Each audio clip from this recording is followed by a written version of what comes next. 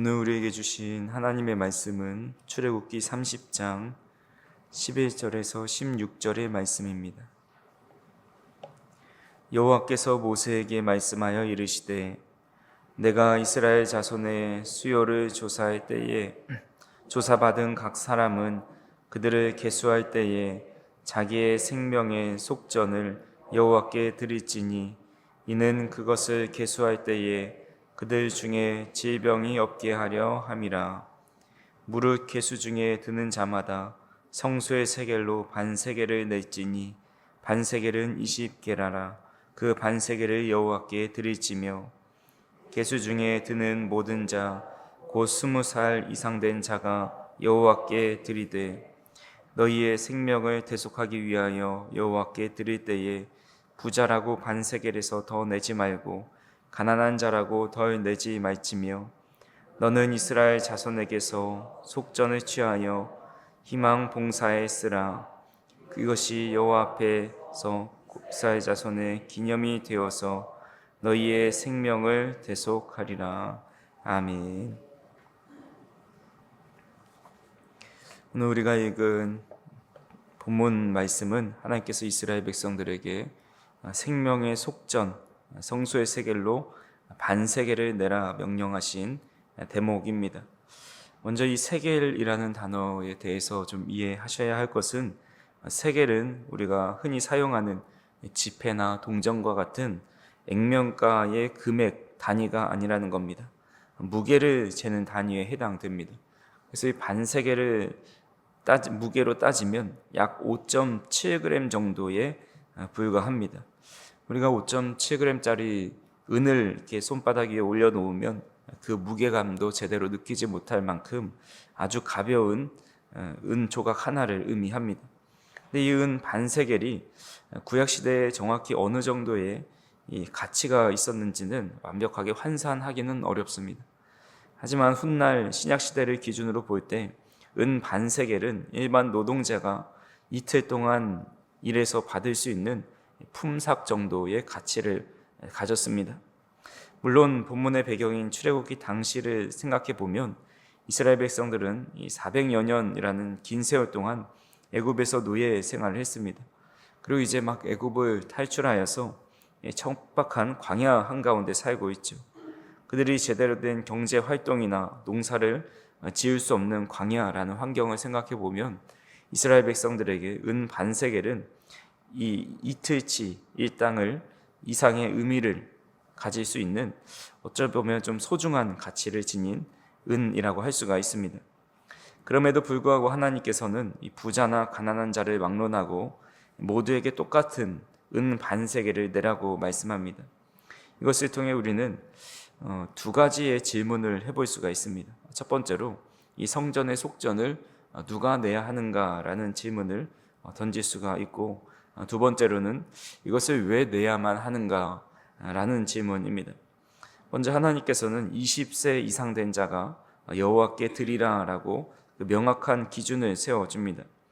가정을 중심으로 한 가구당 얼마를 내라 하신 것이 아니라 20세 이상, 즉 성인으로서 자기의 행동과 신앙에 책임질 수 있을 만한 성인이 되었을 때 예외 없이 개인적으로 하나님께 나와서 드려야 한다라는 겁니다.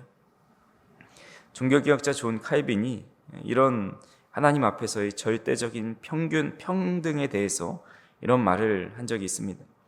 하나님의 은혜와 구원의 심판대 앞에서는 인간이 세운 모든 외형적 계급과 조건이 완전히 무너져 내립니다. 구원을 향한 하나님의 부르심 앞에서는 가장 높은 왕이나 가장 천한 노예나 철저히 동등한 죄인일 뿐이며 모두가 동일하게 십자가의 긍휼을 입어야만 살 수 있는 존재들입니다 라고 이야기합니다. 칼빈의 이야기처럼 가난하다고 해서 동정을 받아서 덜 내는 것도 아니고 부자라고 해서 교만을 부리며 더 낼 수 있는 것도 아닙니다. 남녀노소, 빈부귀천을 철저히 허물고 20세 이상의 모든 사람이라면 똑같은 무게의 속전을 내야 합니다. 이것은 하나님 앞에서 공평하다라는 것을 의미하는데 단순히 차별이 없는 것을 넘어서서 우리가 영적으로 생각해 보면 어떤 누구의 생명도 다른 사람의 생명보다 가볍거나 무겁지 않다라는 그런 하나님의 한없는 사랑과 공평하심을 보여주는 대목입니다. 그래서 돈이 많고 지위가 높아서 그 생명이 더 귀한 것도 아니고, 또 가진 것이 없이 가난하다고 해서 그 생명이 가치가 없는 것이 아니라, 하나님이 보실 때는 모두가 그 생명의 속전으로 반세계를 낼 가치, 모두가 똑같은 무게와 똑같은 가치로 보고 계시다라는 것입니다. 그래서 이 반세계를 성전 속에 이 속전 예물로 드린다라는 것은 하나님 안에서 모두가 동등한 존재이고 하나님의 형상을 지음받은 존재라는 사실을 알려줍니다. 또한 두 번째 질문에 보면, 하나님께서 왜 이토록 속전을 내게 하셨을까요? 성경 본문에서 이제 찾아볼 수 있는 가장 직접적이고 확실한 답은 질병이 없게 하려 함이다라는 그 말씀에 있습니다. 12절 구분 끝부분에 보면 그들 중에 질병이 없게 하려 함이라라는 말씀을 하십니다. 그래서 자칫 오해하기 쉬운 것은, 마치 성소에 속전세를 드리면 이것이 병에 걸리지 않고 건강하게 무병장수 해주겠다는 그런 약속처럼 들리기도 합니다. 성소에 내는 반세겔이 마치 건강을 지켜주는 부적과 같이 여겨질 수도 있습니다. 하지만 우리가 아무리 주님을 잘 믿고 헌금을 잘 한다고 해도 우리의 삶에 질병이 피해 가지는 않습니다. 누구나 질병에 걸리고, 또 아무리 잘 믿는 믿음의 사람이라 할지라도 병으로 인해 고통당할 때가 있습니다. 그렇다면 여기서 살펴볼 것은 단순히 질병, 육신의 질병만을 없게 하려 함이 아니다라는 것을 알게 됩니다. 이스라엘 백성들이 광야의 그 척박한 환경을 지나면서 왜 질병에 걸리지 않았겠습니까? 그 척박한 환경에서 질병이 걸렸을 법하지만, 여기서 말씀하시는 질병은 단순히 이 건강, 육체적인 건강만을 의미하지 않습니다. 이것은 하나님께서 당신의 백성을 온전히 속하여 주신다, 그래서 완전한 생명이자 또 그의 영적인 건강과 이 생명을 유지시켜 주신다라는 의미입니다. 즉 생명의 근원은 오직 하나님 한 분뿐이죠. 그래서 생명의 주관자이신 하나님께서 그들을 돌봐주셔서 이 영육이 강건해지는데, 그런 병조차도 하나님의 보호함 속에 거하게 되게 된다라는 것입니다. 그래서 생명의 주관자이신 하나님에게서 등을 돌리고 멀어지는 것은 영적인 죽음을 뜻합니다.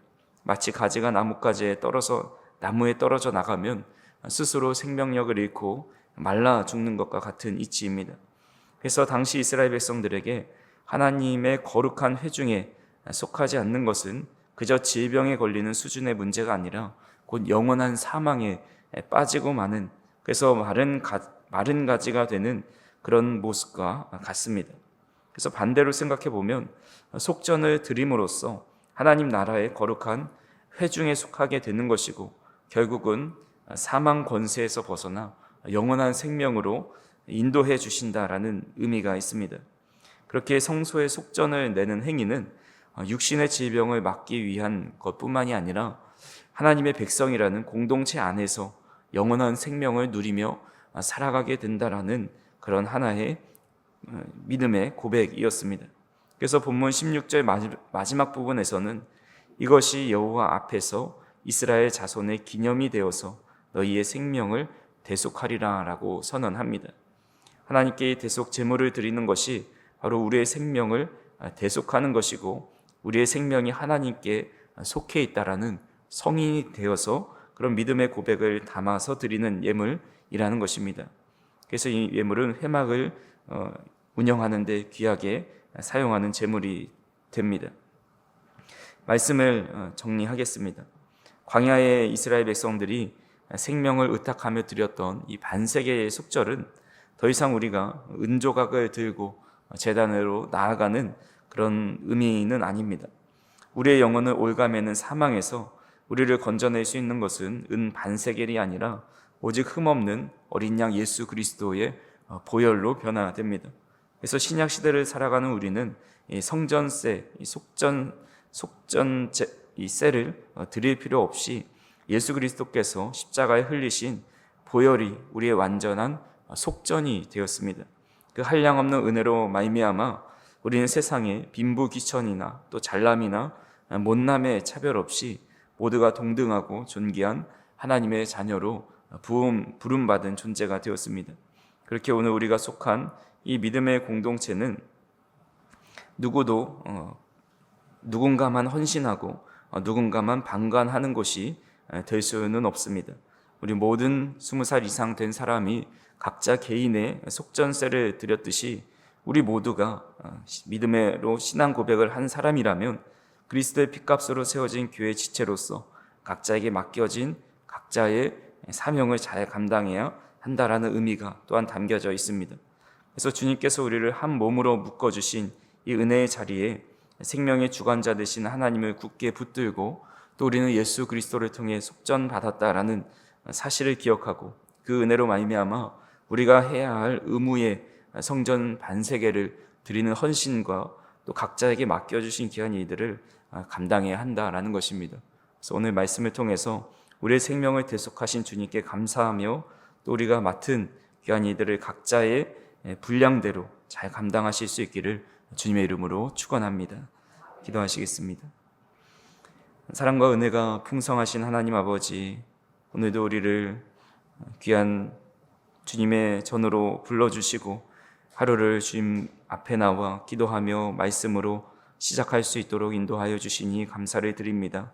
세상은 우리의 가치를 각자의 능력과 가진 것으로 여기지만 하나님께서는 우리를 누구와 다르게 여기지 않으시고 가난한 자나 부한 자나 동일하게 귀한 영혼으로 생각하여 주시니 참으로 감사를 드립니다. 우리에게 부어주신 귀한 십자가의 은혜를 다시 한번 생각하면서 우리에게 맡겨주신 귀한 이들을 각자의 분량을 맞춰서 잘 감당할 수 있도록 인도하여 주시옵소서. 무엇보다 영원한 생명의 근원이신 주님 앞에 온전히 거하게 하여 주시고 또 영적인 질병에 걸려 쓰러지지 않고 늘 거룩한 믿음의 공동체 안에서 굳게 뿌리를 내려서 영적인 건강과 평안을 누리며 살아갈 수 있도록 인도하여 주시옵소서. 오늘도 주님 앞에 나와 하루를 시작하는 우리 모든 성도님들에게 하나님의 은혜를 부어주시고 주님의 말씀을 붙잡고 살아갈 때 어떤 유혹에 걸려 넘어지지 않고 온전히 주님만 바라보는 복된 하루, 또 주님께서 지켜주시고 보호하시는 하루가 될 수 있도록 인도하여 주시옵소서. 오늘도 기도하는 이 시간 가운데 우리와 함께하여 주시고 주님의 세미한 음성과 주님의 마음을 느낄 수 있는 귀한 시간이 될 수 있도록 인도하여 주시옵소서. 예수님의 이름으로 기도하옵나이다. 아멘.